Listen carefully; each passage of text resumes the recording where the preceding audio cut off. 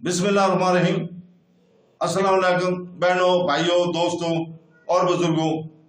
आज हम सूरह अल-माइदा की आयत नंबर 94 की तफसीर और फज़ाइल बयान कर रहे हैं, और ये तफसीर हमने सिरातुल जिन्नान से ली है।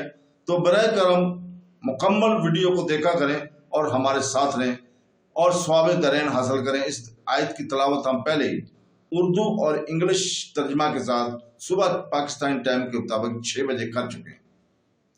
तो दोस्तों, अल्लाह ताला फरमाता है, ऐ ईमान वालों, जरूर अल्लाह इन शिकारों के जरिए जिन तक तुम्हारे हाथ और नेज़े पहुंच सकेंगे तुम्हारा इम्तिहान करेगा, ताकि अल्लाह इन लोगों की पहचान करा दे जो इससे बन देखे डरते हैं, फिर इस ममानत के बाद जो हद से बढ़े तो इसके लिए दर्दनाक अजाब है।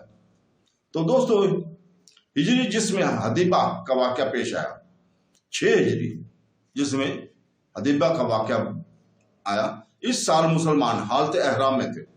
इस हालत में वो इस आजमाइश में डाले गए कि शिकार किए जाने वाले जानवर और परिंदे बड़ी कसरत से आए और उनकी सवारियों पर छा गए।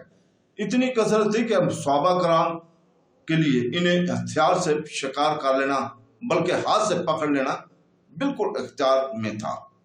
इसके मुताल्लिक़ अल्लाह ताला ने ये आयत फरमाई, लेकिन सहाबा कराम रज़ियल्लाहु ताला अन्हु की पाबंदी में साबित कदम रहे और हालत एहराम में शिकार ना किया। इससे सहाबा कराम रज़ियल्लाहु ताला की अजमत भी ज़ाहिर होती है, और यह भी मालूम हुआ कि किसी गुनाह के असबाब और मौका जिस कदर कसरत से मौजूद हो, इससे बचने में इतना ही ज्यादा सवाब है जैसे नौजवान को तकवा और परहेजगारी और पारसाई का सवाब बूढ़े की बनस्बत ज्यादा है। यूं ही जो बुरे लोगों के दरमियान भी नेक रहे, वो नेकी के दरमियान नेक रहने वाले से बेहतर है। हजरत सैयदना यूसुफ अलैहिस्सलाम और जुलेखा का वाक़या भी इस बात की कवी दलील है, लेकिन यहाँ बात याद रहे कि इन बातों का ये मतलब नहीं कि बुरे दोस्तों की सोबत में रहकर या गुनाह की जगह जायज नेक बनने की कोशिश करे ताकि ज्यादा बड़ा मुत्तकी बने, बल्कि हत्ता अल-इम्कान ऐसी सोबत और मकाम से बचना ही चाहिए कि ज्यादा तकवा की उम्मीद पर कहीं असल ही से ना जाते रहें।